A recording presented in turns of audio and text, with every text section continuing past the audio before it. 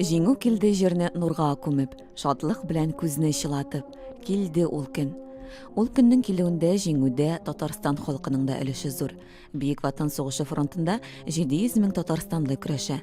Аларның 350 меңе сугыштан кайтмый. 200 меңе әлеге көнгә кадәр хәбәрсез югалган булып санала. Бөек Ватан сугышы музей-мемориалы безнең якташларыбызның ул көннәрдәге батырлыгын мәңгеләштереп, яшь буыннарга җиткереп тора. Әгәр дә Татарстанда сугышка хәтле 18 һәм 86 ату дивизиялары төзелгән булса, 1941 елның августыннан яңа частьләр төзү башлана. Шулай итеп 1941 елның августында 352 ату дивизиясе, сентябрендә 334 ату дивизиясе, Әйінді 1941 елның декабрінде 146 һәм 147 ату дивизиялары, 1942 елның мартында 120 ату дивизиясы барлыққа келе. Шулай итеп безнең Татарстаннан барлығы 7 дивизия, 91 танк бригадасы, 2 авиация дивизиясы соғышқа затыла.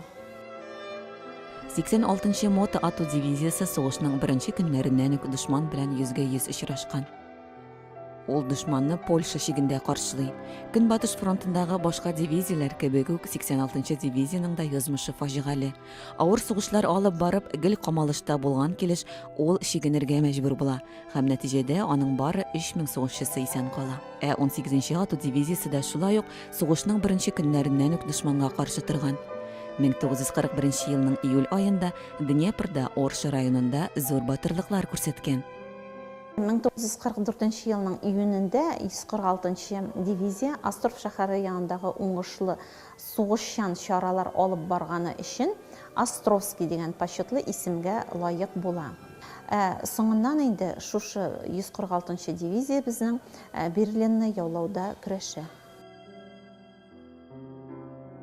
Әлеге Грифон сүрәте Татарстанлыларның Берлингача барып җитүләренең мисалы. Ул Рейхстаг бинасын бизәгән.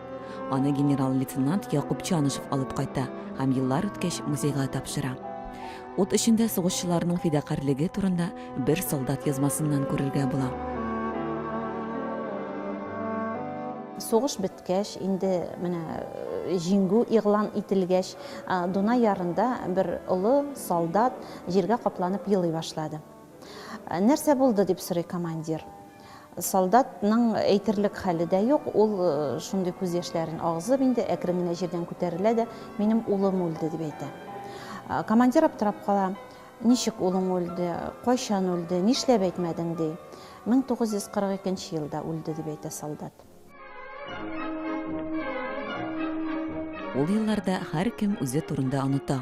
Ут эчендәге сугышчыларның да, тылда тир түгүчеләрнең дә йөрәге бөтен ил өчен, җиңү өчен тибә. Һәм ул көн килә. Зур югалтулар, ачы хәсрәтләр бәрабәренә. Тик безгә киләчәк буыннарга тыныч, бәхетле көннәр вәгъдә итеп.